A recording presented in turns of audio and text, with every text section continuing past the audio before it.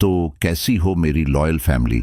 मैं हूँ mister x और आज आपके लिए बहुत ही ज़बरदस्त और बहुत ही ज़्यादा डरावनी स्टोरी लेकर के आया हूँ। अब ये तो आप जानते ही है कि मैं हर बार आपके लिए कुछ अलग और इंटरेस्टिंग स्टोरीज लेकर आता हूँ। तो आज भी एक ऐसे शख्स की आपबीती हमारे हाथ लगी है जिसे जानकर आपके भी रोंगटे खड़े होने वाले हैं। और उन शख्स का नाम है विशाल, जो फिलहाल में उत्तर प्रदेश के रहने वाले हैं और वहीं पर बिजली विभाग के अंदर एक गवर्नमेंट नौकरी कर रहे हैं। लेकिन उन्होंने अपनी जो आपबीती हमें बताई है वो आज से लगभग 14 से 15 साल पुरानी होगी, जब वो पहली बार सरकारी नौकरी लगे थे। तो उसी सिलसिले में जब वे अपनी पहली पोस्टिंग के लिए डॉक्यूमेंट वेरिफिकेशन कराने उत्तराखंड में गए थे, तब वहां पर उनके साथ एक भयानक घटना घटित हुई थी। अब मैं आपको उस घटना के बारे में ज़्यादा जानकारी नहीं दूंगा, लेकिन इतना बता सकता हूं कि उस घटना ने उनको अंदर से तोड़ कर रख दिया था। तो मैं चाहता हूं कि आप उनके ही पर्सपेक्टिव में अगर ये स्टोरी सुने तो ज़्यादा बेहतर रहेगा। नमस्कार साथियों, तो मेरा नाम विशाल है। मैं उत्तर प्रदेश का रहने वाला हूं। मैं बिजली विभाग में काम करता हूं और मेरी पोस्टिंग इस समय उत्तर प्रदेश के ही कानपुर में एक बिजली विभाग में है। आज मैं आपको जो घटना बताने जा रहा हूं यह उस समय की है जब मेरी नई नौकरी लगी थी। उस समय मुझे उत्तराखंड पोस्टिंग दी गई थी। वैसे तो मैं चाहता था कि मुझे उत्तर प्रदेश ही मिले, लेकिन किन्हीं कारणों की वजह से मुझे उत्तराखंड में नौकरी करने का अवसर मिला। लेकिन सरकारी नौकरी थी, इसलिए मैं उसे हाथ से जाने नहीं देना चाहता था और फिर मैंने उत्तराखंड में नौकरी करने का मन बना लिया। 2010 की बात है। उत्तराखंड के देहरादून में मेरी पोस्टिंग थी। वहां पहुंचकर डॉक्यूमेंट वेरिफिकेशन कराना था, जिसके लिए मैं 3 दिन पहले ही जाने वाला था। लेकिन घर में अचानक पिताजी की तबीयत खराब हो जाने के कारण मुझे वहां पहुंचने में थोड़ी देर हो गई। 9 अगस्त को बिजली विभाग पहुंचना था और मैं 8 अगस्त की रात को फ्री हुआ था, क्योंकि अगली सुबह 9 बजे तक ऑफिस में हाजिर होना था। और इधर मैं रात के 10 बजे देहरादून के लिए निकला था। अकेले होने के कारण मैं मेरे चचेरे भाई अंगद को अपने साथ ले गया था। हम लोग बरेली से देहरादून के लिए ट्रेन से निकले थे और सुबह 4 बजे लगभग देहरादून पहुंच चुके थे। अब जब मैं वहां गया था तो मेरे पास कोई घर तो था नहीं, क्वार्टर भी अभी अलॉट नहीं हुआ था। पहला ही दिन था, सिर्फ डॉक्यूमेंट्स वेरिफिकेशन कराना था, इसलिए हमें वहां रहने की भी चिंता थी। इससे पहले मैं देहरादून 1-2 बार जा चुका हूं, लेकिन हमेशा स्टेशन के पास वाले स्टेशन होटल में ही रुका हूं, जहां मेरा पावर ऑफिस था। वह देहरादून स्टेशन से 13 किलोमीटर की दूरी पर था। स्टेशन से उतरते ही मैंने एक रिक्शा वाले से पूछा कि क्या वह पावर ऑफिस चलेगा, तो उसने हामी भर दी। हम दोनों रिक्शा में बैठकर चल दिए। चारों तरफ सन्नाटा ही सन्नाटा था। इक्का दुक्का लोग दिखाई दे रहे थे। मैंने और अंगद ने सोचा था कि हम पावर ऑफिस जाकर वही रात काट लेंगे, लेकिन पावर ऑफिस से थोड़ा पहले ही हमें एक गेस्ट हाउस दिख गया। अंगद ने गेस्ट हाउस की तरफ देखते हुए कहा, अरे भैया, पावर हाउस तो पास में ही है, क्यों ना हम इस गेस्ट हाउस में ही रुक जाएं। सुबह पैदल ही पावर हाउस चले जाएंगे, कम से कम यहां नहा धो तो लेंगे, आराम से खाना पीना भी खा लेंगे, वहां कहां परेशान होंगे। 4:30 हो रहे हैं, अभी 9 बजने में काफी समय है। मुझे भी अंगद की बात सही लगी, इसलिए मैंने उस रिक्शा वाले से कहा, बस भैया यही उतार दीजिए, हमें इस गेस्ट हाउस पर ही उतार दो। मेरे ऐसे कहने पर रिक्शा वाले ने मुझे थोड़ी देर घूरा और फिर कहा, अगर आपको गेस्ट हाउस में रुकना ही था तो आप स्टेशन के पास रुक जाते। यहाँ आसपास सब कुछ सुनसान है। मैंने सुना है ये जगह सही नहीं है, डरावनी है। मेरी मानिए तो आप या तो वापस स्टेशन चले जाइए या फिर बिजली घर चल जाइए। रिक्शा वाले की इस बात पर मैं हंस पड़ा और बोला, भैया आज के ज़माने में इतना डरते हो, और वो भी आदमी होकर? क्योंकि गेस्ट हाउस शहर गांव से अलग बना हुआ है, इसलिए डरावना हो गया। क्यों किसी को बदनाम कर रहे हो? क्यों किसी की रोजी रोटी पर लात मार रहे हो? ये भी तो अपने ग्राहकों का इंतजार करते होंगे। इतना कहते हुए मैंने अपने पर्स से पैसे निकालकर उस रिक्शा वाले को दे दिए। वह रिक्शा वाला चुपचाप वहां से चला गया। जाते जाते ऐसा लग रहा था जैसे रिक्शे वाला काफी जल्दी में है। मैं और अंगद उस गेस्ट हाउस की ओर बढ़ गए। देखने में गेस्ट हाउस काफी पुराना सा लग रहा था। शायद अंग्रेजों के जमाने की कोई बिल्डिंग थी और उसे बाद में गेस्ट हाउस में तब्दील कर दिया गया था। उस गेस्ट हाउस का मुख्य दरवाजा खुला हुआ था। हम अंदर गए तो बहुत छोटी सी जगह में रिसेप्शन बना हुआ था। वहां पर एक आदमी मेज पर सिर रखे सो रहा था। मैंने उसके पास जाकर मेज को थोड़ा खटखटाया। जैसे ही उस व्यक्ति की आंख खुली, वह हड़बड़ा कर उठा। कौन है, कौन है? मैंने कहा, हमें रूम चाहिए, मिल जाएगा क्या? तो वो आदमी चेहरे पर मुस्कान लिए कहता है, बताइए कितने चाहिए, एक या दो? मैंने कहा, फिलहाल तो एक ही चाहिए, हम दोनों हैं और एक साथ ही रहेंगे। आपके पास सिंगल बेडरूम है या फिर डबल? वह आदमी बोला, डबल है साहब, डबल। 1 मिनट में आपको रूम दिखाता हूं। इतना कहकर वह आदमी खड़ा हुआ और हमें सीढ़ियों के रास्ते ऊपर ले जाने लगा। नीचे भी 2-4 रूम बने हुए थे, लेकिन वो हमें ऊपर ले गया। वो जो इमारत थी वो कम से कम 3 मंजिला थी। हम पहली मंजिल पर चढ़े, तभी मुझे अजीब सा एहसास हुआ। एक तेज हवा का झोंका मुझे आ टकराया। हालांकि मौसम उमस भरा था, हवा का इतनी देर से कोई नामो निशान नहीं था, लेकिन उस गेस्ट हाउस के कॉरिडोर में चलते ही मुझे ऐसा लगा जैसे ठंड आ गई है। इतनी ठंडी हवा का झोंका था। खैर, मैंने झोंके का आनंद लिया और उस रिसेप्शनिस्ट के पीछे चल दिया। उसका नाम बबलू था। ऊपरी मंजिल पर चढ़कर वो हमें बिल्कुल सीधे लेकर गया और सबसे आखिर का कमरा खोल कर दिखाया। वह बोला, साहब देखिए, ये है रूम, सब कुछ फर्स्ट क्लास है, साफ सफाई बिल्कुल सही है, बाथरूम में पानी वगैरह भी है, और अगर किसी और चीज की जरूरत है तो आप हमें बताइए, इंतजाम कर देंगे। मैंने कहा, नहीं नहीं, बस इतनी ही चीजों की जरूरत है जितनी आप बता रहे हो। हमें सुबह उठकर नहाना धोना है और अपने ऑफिस जाना है। बबलू बोला, ठीक है साहब, आप नीचे आकर एडवांस पेमेंट कर दीजिए, तब तक आपके साथ वाले यहाँ अपना सामान रख लेंगे। मैंने अपना बैग उतारकर अंगद को दे दिया और मैं खुद बबलू के साथ नीचे चला गया। वहाँ पैसे वैसे की बात की और थोड़े एडवांस पैसे दिए और फिर वापस आकर अपने रूम में लेट गया। हम सफ़र के थके हुए थे और जाग कर आए थे, इसलिए हमारी तुरंत आंख लग गई। तभी मैंने सपने में देखा कि हमारे कमरे का दरवाज़ा किसी ने खटखटाया है।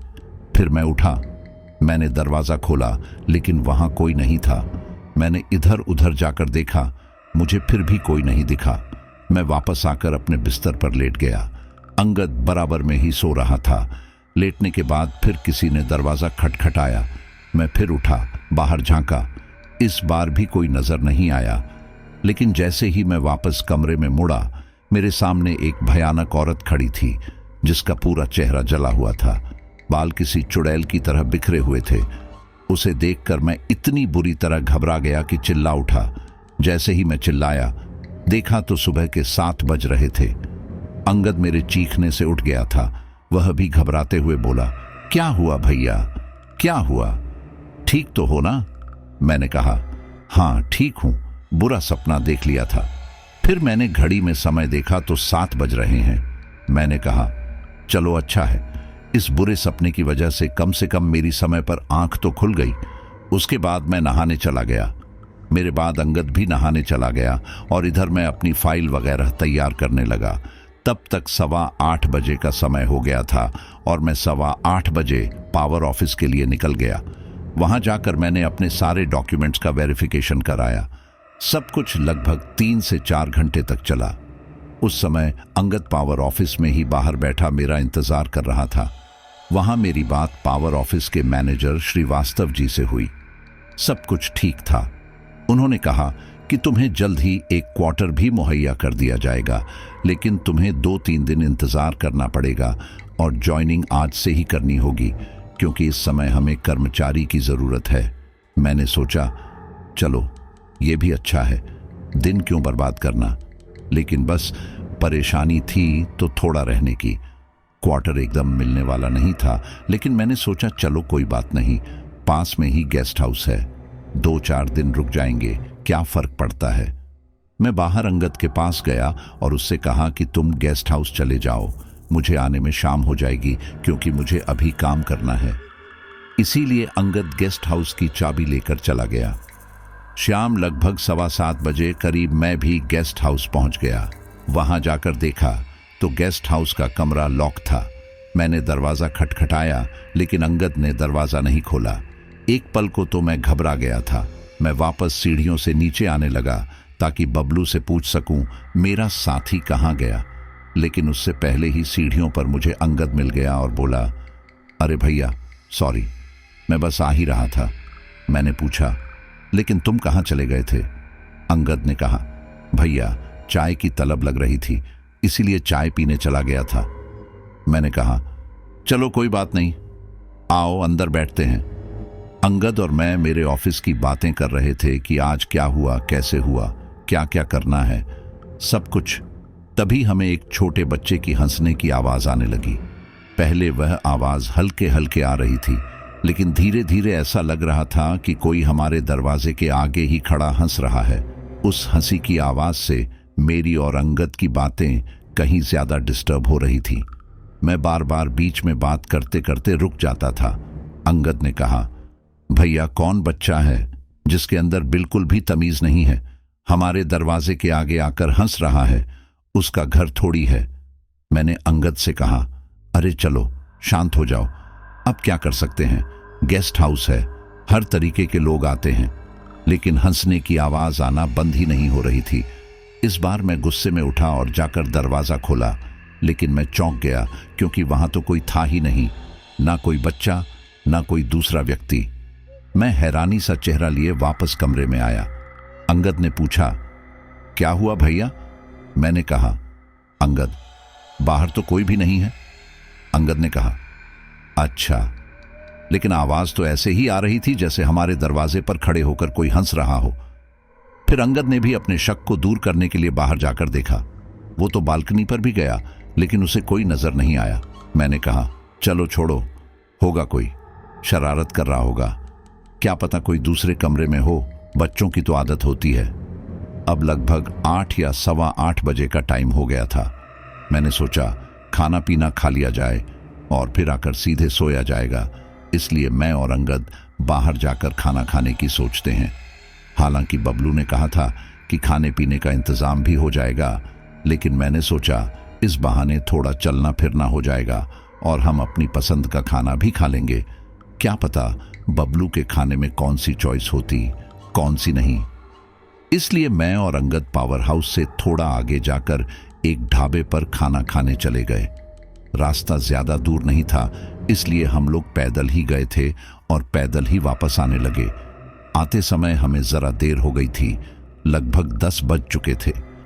हम ठीक गेस्ट हाउस के सामने ही पहुंचे थे और गेस्ट हाउस के अंदर जाने के लिए सड़क पार कर ही रहे थे कि तभी मुझे गेस्ट हाउस की सबसे ऊपर वाली मंजिल पर एक औरत खड़ी दिखाई थी। वह अपने छोटे सी बच्ची को बार बार गोद में ले रही थी, फिर उतार रही थी। मैं एकटक उसे देखता ही रह गया और सड़क पार नहीं कर पाया, जबकि अंगद दूसरी तरफ जा चुका था। फिर उसने मुझे आवाज लगाई, अरे भैया क्या हुआ, आते क्यों नहीं? तभी मेरा ध्यान टूटा और मैं सड़क के दूसरी ओर गया। मैं अभी भी ऊपर वाली मंजिल पर देख रहा था, लेकिन अब वहां कोई नहीं था। उस दिन मैंने ध्यान से देखा कि ऊपर वाली मंजिल कुछ ज्यादा ही पुरानी लग रही है। मैं और अंगद कमरे में जाकर लेट गए। कमरे में एक बहुत ही हल्की रोशनी देने वाला बल्ब जल रहा था। मेरी नजर बार बार कमरे में रखे सामान पर जा रही थी। हालांकि सामान के नाम पर वहां कुछ नहीं था, केवल एक मेज और एक अलमारी रखी थी। एक छोटा बहुत पुराना धूल लगा फूलदान रखा था और बिस्तर था, उस पर हम लेटे हुए थे। फिर ना चाहते हुए भी बार बार मेरा ध्यान उस ऊपर वाली मंजिल पर जा रहा था जहां मैंने एक औरत को खड़े देखा था। मैं जब भी अपनी आंखें बंद करता, मुझे वह औरत अपने बच्चे को बार बार गोद में लेते हुए दिखाई देती थी। जब मैं आंखें खोल देता तो सब कुछ सामान्य हो जाता है। मैं खुद नहीं समझ पा रहा था कि मेरे साथ ये क्या हो रहा है। फिर मैंने अपनी आंखें खोले ही रखी और एक नज़र मेज पर रखे फूलदान को देखता रहा। मैं सोच रहा था कि अगर इस फूलदान को साफ करके रख दिया जाता तो यह कितना सुंदर लगता। मैंने देखा धीरे धीरे उस फूलदान की धूल का कलर हल्के भूरे रंग से लाल रंग में परिवर्तित हो रहा है। मैं हैरान था। मुझे लगा शायद लगातार देखने की वजह से ऐसा लग रहा है, लेकिन जब मैंने उसे पास से जाकर देखा तो सच में फूलदान पर जमी हुई धूल लाल हो चुकी थी और गीली भी थी, जैसे वो कोई खून हो। मैं घबराकर पीछे हटा और चुपचाप करवट बदल कर लेट गया। एक बार फिर मुझे हंसने की आवाज आने लगी। मुझे लगा कहीं ये वही तो बच्ची नहीं जिसे मैंने कुछ देर पहले ऊपर वाली मंजिल पर देखा था। अब मैंने सोचा कि चलो मैं ऊपर जाकर ही देखता हूं, इसलिए मैंने चुपचाप जाने का फैसला किया। लेकिन ये क्या, जैसे ही मैं ऊपर वाली मंजिल पर गया, सीढ़ियों के पास लोहे का जंगला लगा हुआ था जिसे चैनल कहा जाता है, वही, और उस पर भी ताला लगा हुआ था। यह देखकर मैं हैरान रह गया। कुछ देर पहले तो मैंने यहाँ औरत और बच्चे को देखा था, अब इतनी जल्दी यहाँ ताला लगा दिया। क्या वो औरत अपनी बच्ची को लेकर यहाँ से चली गई है, और वो भी इतनी रात को? फिर एक ख्याल मुझे ये भी आया कि ग्राउंड फ्लोर पर ना कोई जंगला लगा हुआ है और ना ही फर्स्ट फ्लोर पर, तो इस फ्लोर पर यह जंगला क्यों लगा रखा है, और वो भी ताले के साथ? मुझे हैरानी तो हो रही थी, लेकिन मैं अपने ध्यान से उन सब घटनाओं को निकालना चाहता था, इसलिए मैं वापस अपने कमरे में आने के लिए मुड़ा। तभी मेरे कानों में एक खट की आवाज आई, जैसे ताला टूटा हो। मैंने पलटकर देखा तो सच में ताला टूटा हुआ था। यह तो कोई चमत्कार हो गया था। फिर मुझे एक बच्ची की आवाज आई, मम्मी पापा कितनी देर में आएंगे? फिर उसकी माँ ने कहा, बस बेटा आने ही वाले हैं, थोड़ी देर और रुको, उसके बाद हम मजे करेंगे। इतना कहने के बाद वे दोनों एक बार फिर हंसने लगे। मुझे बड़ा अजीब लगा। मैंने कहा, आखिर माजरा क्या है, जाकर तो देखूं। यहां ताला लगा हुआ है जबकि वहां कोई गेस्ट रुका हुआ है। मैं अपनी बेवकूफी के चलते कॉरिडोर में चला गया। मेरे कानों में अभी भी किसी के फुसफुसाने की आवाज आ रही थी। अब मैं हर कमरे के बाहर कान लगाकर सुनता कि आखिर ये आवाज कहां से आ रही है। तब मैंने एक कमरे की लॉक में से झांक कर देखा। अंदर मुझे एक जवान औरत नजर आई और एक छोटी बच्ची। उस बच्ची की उम्र यही कोई 5 साल रही होगी। वह अपने बिस्तर पर बैठी थी और उसकी माँ घुटने टेक उसके सामने बैठी थी। माँ के दोनों हाथ बेटी के घुटनों पर रखे थे और दोनों मुस्कुरा रही थी। साथ ही साथ वे कुछ न कुछ बात भी कर रही थी, लेकिन वो क्या बात कर रही थी ये मुझे आवाज नहीं आ रही थी। लेकिन इतने में ही एक काफी तगड़ा आदमी आया और उसने उस जवान औरत के सिर पर लात मारी। वह तुरंत अपनी बच्ची के ऊपर गिर गई। बच्ची चीखी, पापा! हालांकि मुझे बच्ची दिखाई नहीं दे रही थी। बेटी भी बहुत रो रही थी। बेटी को रोता देख उसकी माँ उसे उठाने लगी तो उस आदमी ने उस औरत के बाल पकड़कर दीवार पर मारना शुरू कर दिया। इस तरह एक औरत को पिटता मैं नहीं देख सकता था, इसलिए मैंने दरवाजा खोलने की कोशिश की और मैं चीखा, दरवाजा खोलो! क्यों मार रहे हो उसे? अंदर किसी को भी कोई फर्क नहीं पड़ रहा था। मैं दरवाजा पीटे जा रहा था। मेरी चीखने की आवाज नीचे बबलू तक भी जा रही थी और अंगद की भी आंख खुल चुकी थी। साथ ही 1-2 गेस्ट और रुके हुए थे, उनको भी मेरी आवाज आने लगी थी। वे लोग मेरी तरफ आ रहे थे और इधर मैंने एक बार फिर उस लॉक में झांक कर देखा तो देखा कि वो बच्ची जो रो रही थी वह भी मुझे लॉक से झांक रही है। उसकी आंखें इतनी खतरनाक लग रही थी, उसकी आंखों से खून बह रहा था। उन्हें देखकर मैं डर गया और डर के मारे पीछे गिर गया। इतने में अंगद आया और बोला, अरे भैया आप यहाँ क्या कर रहे हो? अंगद के पीछे बबलू था। उसने मुझे देखकर कहा, अरे सर आप यहाँ क्यों आए हो और ये ताला क्यों तोड़ दिया आपने? बबलू के चेहरे पर चिंता साफ झलक रही थी। मैंने उससे कहा, अंदर एक आदमी अपनी बीवी को मार रहा है और एक छोटी बच्ची को भी, जल्दी से दरवाजा खोलो। बबलू ने कहा, सर अंदर कोई नहीं है। मैंने कहा, अरे यार मैंने अपने आंखों से देखा है, तुम दरवाजा तो खोलो। लेकिन बबलू ने कहा, सर मैं दरवाजा नहीं खोल सकता, आप बात को समझो, इस मंजिल पर कोई नहीं रहता, हम किसी को यहां कमरा नहीं देते। मैंने अंगद से कहा, यार अंगद मैं सही कह रहा हूं, एक बार ये दरवाजा खुलवाओ। अंदर एक औरत पिट रही है, एक आदमी उसे बुरी तरह मार रहा है, वो मर जाएगी। अगर उसे कुछ हो गया तो तुम्हारा गेस्ट हाउस भी नहीं रहेगा। मेरे ऐसे कहने पर वहां मौजूद एक दो अन्य लोगों ने भी कहा, जब ये आदमी इतना कह रहा है तो एक बार दरवाजा खोलकर दिखा क्यों नहीं देते, क्या पता ये सच कह रहा हो। मेरे जिद करने पर मजबूरन बबलू को दरवाजा खोलना पड़ा और सच में अंदर कोई नहीं था।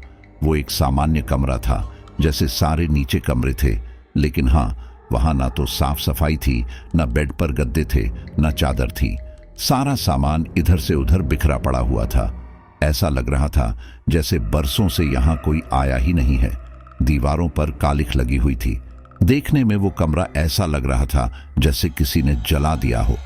उस कमरे को देखकर मेरे शरीर में झुरझुरी पैदा हो गई।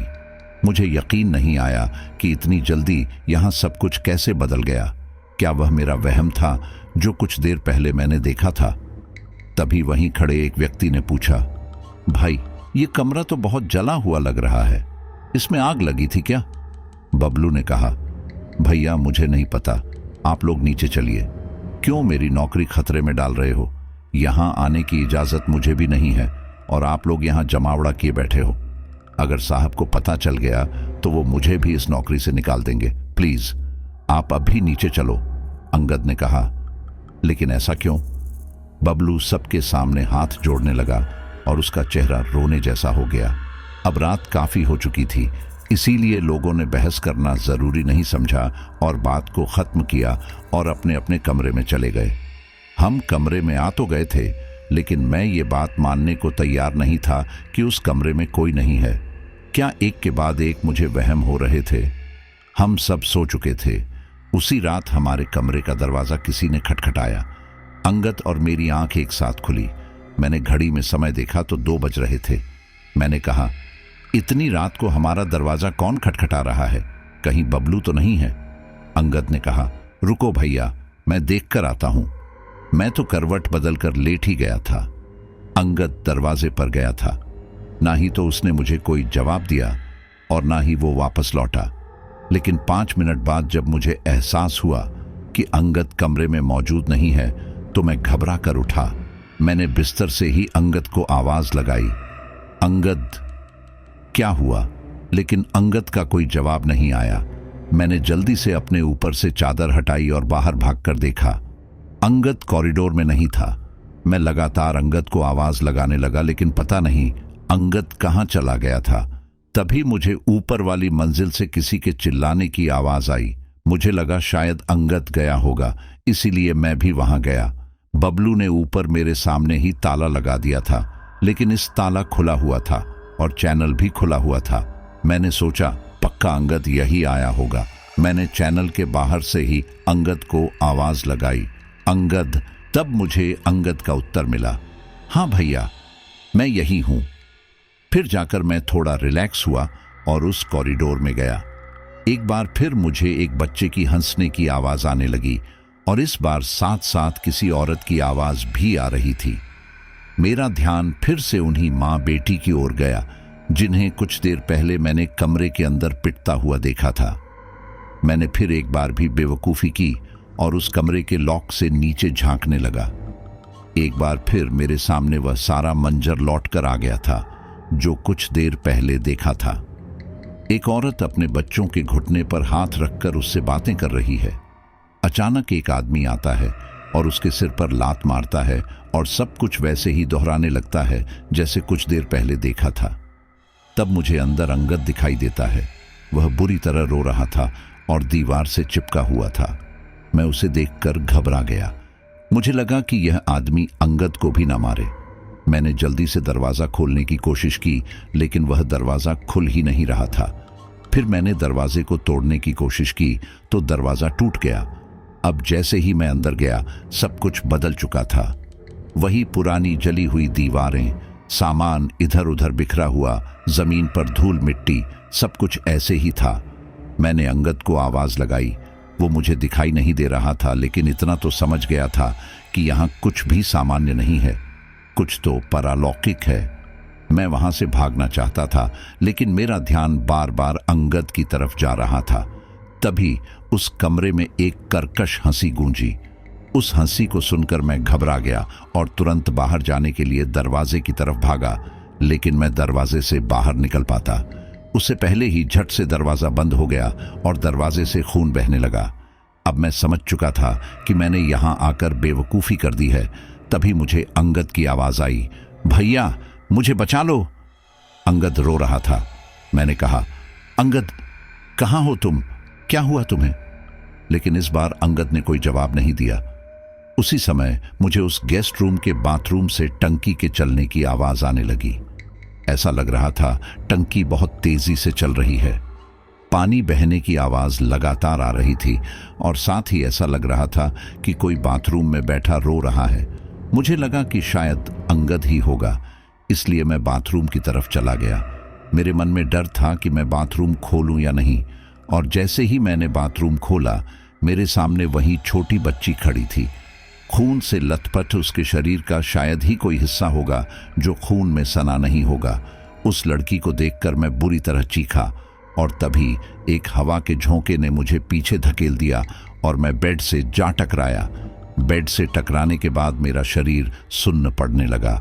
मैं उठना चाहता था लेकिन उठ नहीं पाया। मैं केवल अपनी गर्दन ही घुमा पा रहा था। तभी मेरे ऊपर खून की बूंदें टप टप करके गिरने लगी। जैसे ही मैंने अपनी गर्दन ऊपर की, मेरे सामने एक औरत छत पर उल्टी चल रही थी और उसके शरीर से ही वह खून टपक कर मेरे ऊपर गिर रहा था। मैं खौफ से चिल्लाना चाहता था, लेकिन मेरी आवाज़ जैसे गले में ही अटक गई थी। अचानक उस औरत की गर्दन कटकर मेरे सिर से आ टकराई और मैं अवाक रह गया। अब तो मुझे ऐसा लग रहा था कि शायद मेरा दिमाग भी सुन्न होने वाला है।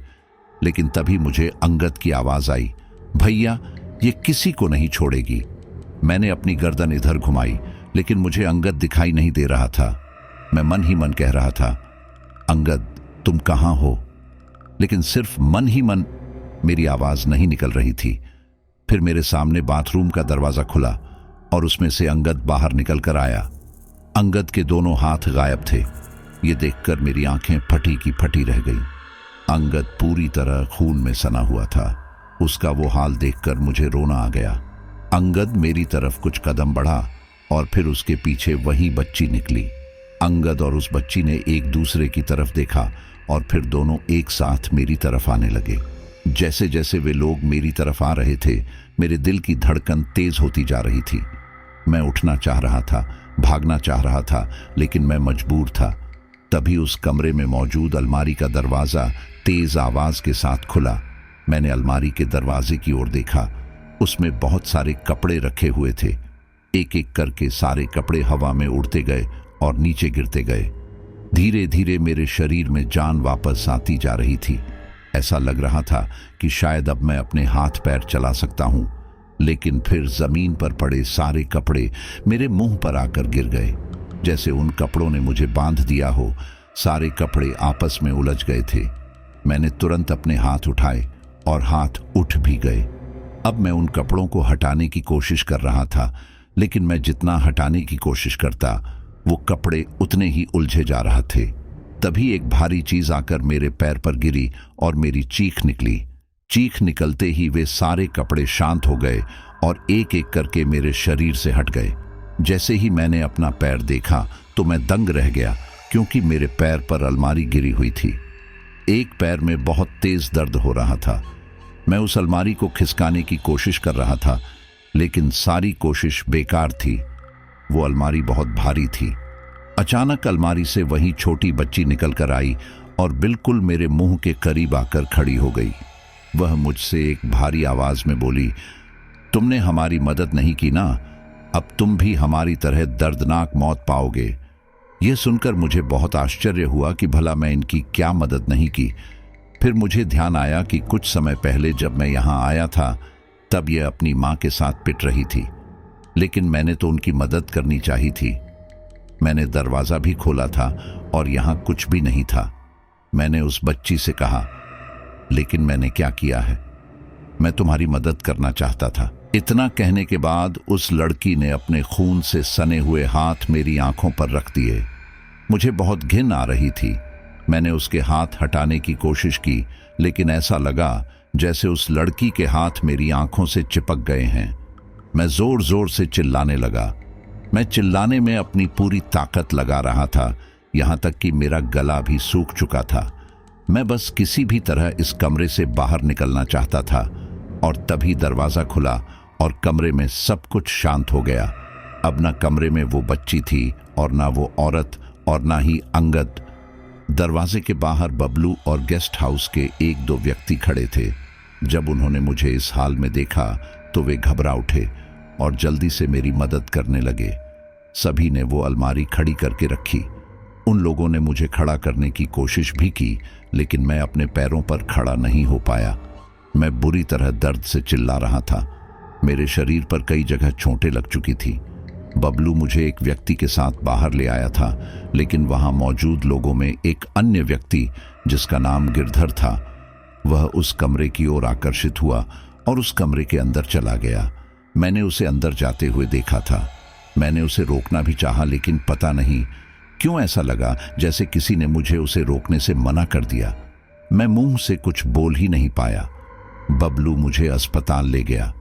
मैंने उससे रास्ते में पूछने की कोशिश की कि आखिर उस कमरे में क्या है, लेकिन वह मुझसे नजरें चुराता रहा।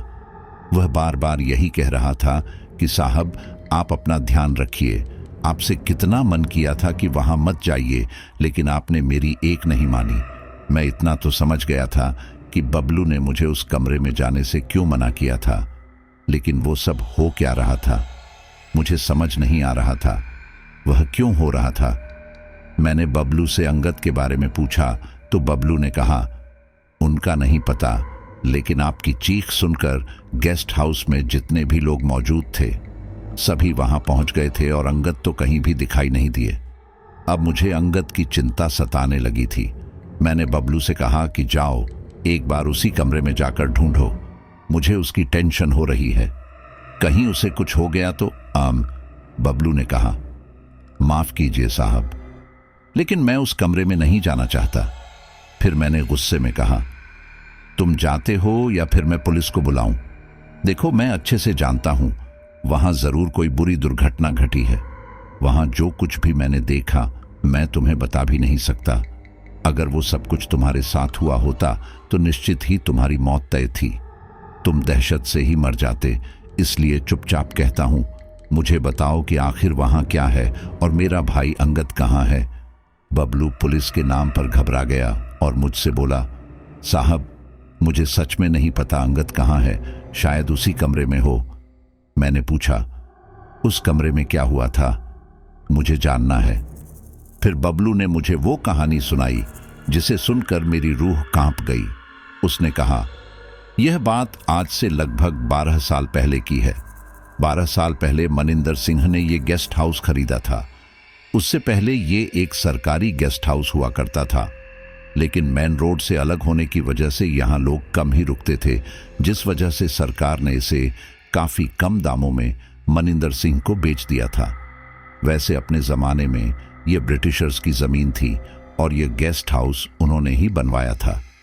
जब मनिंदर सिंह के हाथ में इस गेस्ट हाउस की चाबी आई, तब उन्होंने सोचा था कि इस गेस्ट हाउस को तुड़वाकर यहाँ कुछ और बना देंगे। वह इस सिलसिले में अक्सर यहाँ आते जाते रहते थे। वैसे तो वह पंजाब के ही रहने वाले थे। अब यहाँ आने जाने के कारण यही पास की ही एक औरत लक्ष्मी से उनका अफेयर हो गया था। वह लड़की बहुत सुंदर थी और बहुत अमीर भी थी, लेकिन मनिंदर पहले से शादीशुदा था और उसकी 5 साल की एक बच्ची भी है जिसका नाम नेहा था। मनिंदर की पत्नी और उसकी बच्ची पंजाब में ही रहते थे। लक्ष्मी मनिंदर की शादी के बारे में सब कुछ जानती थी, लेकिन जब से उनका अफेयर लक्ष्मी से हुआ तब से वह अधिकतर यही रहने लगे थे और इसी गेस्ट हाउस में ही रुका करते थे। लक्ष्मी भी रोज इस गेस्ट हाउस में आती थी। धीरे धीरे लक्ष्मी और मनिंदर के बीच मोहब्बत और भी बढ़ती गई।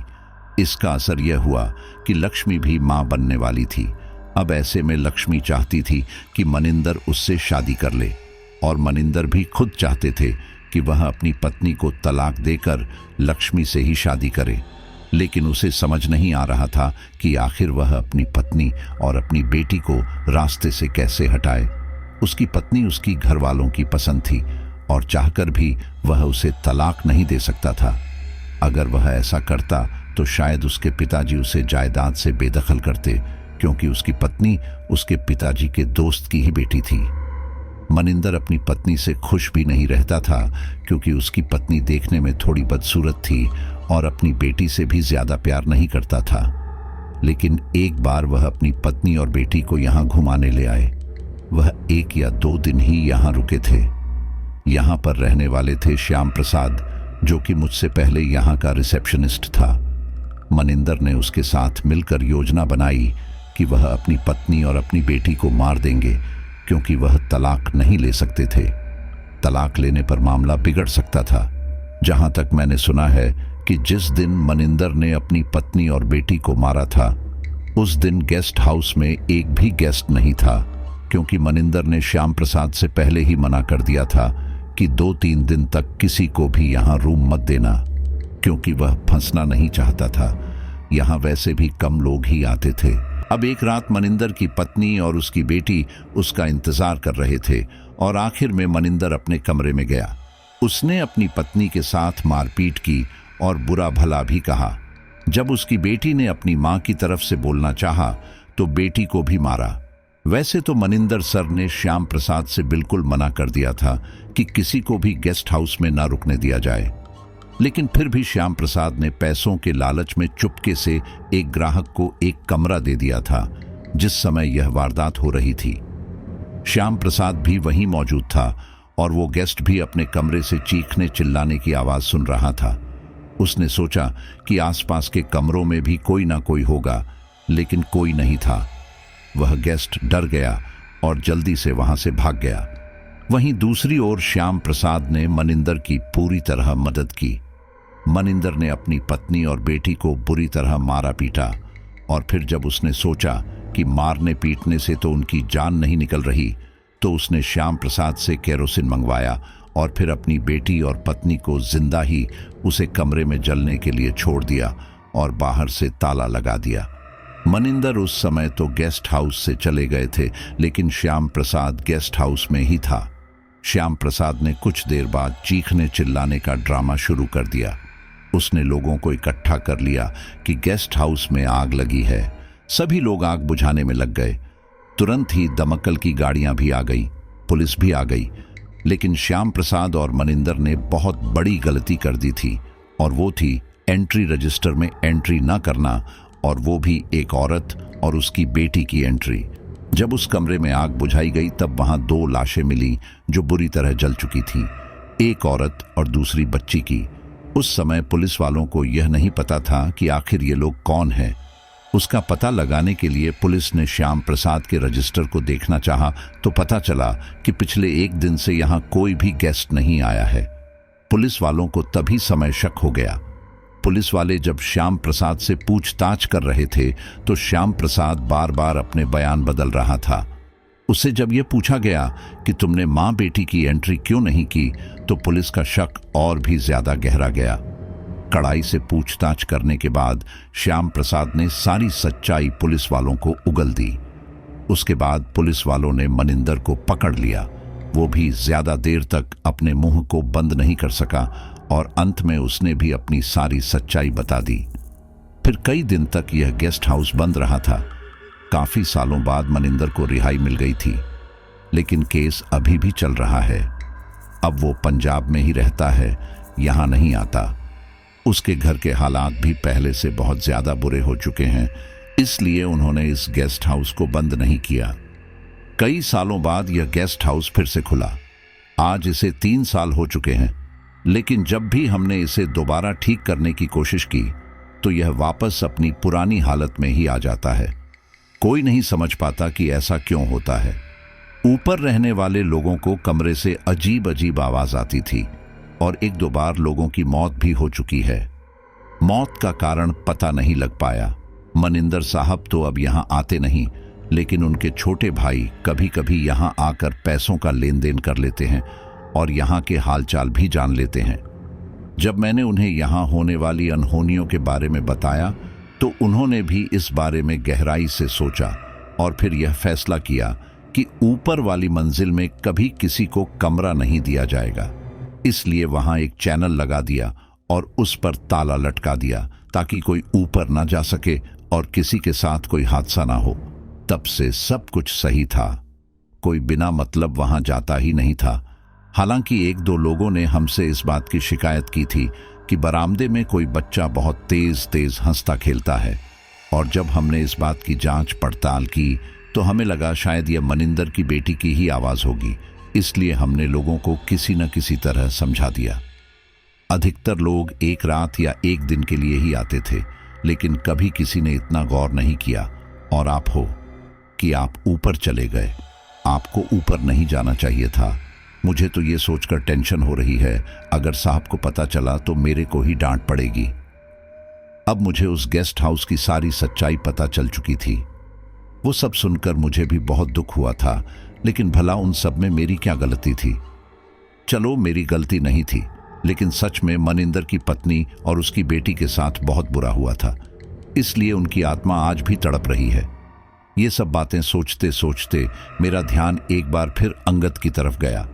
अंगद का अभी तक कुछ पता नहीं था।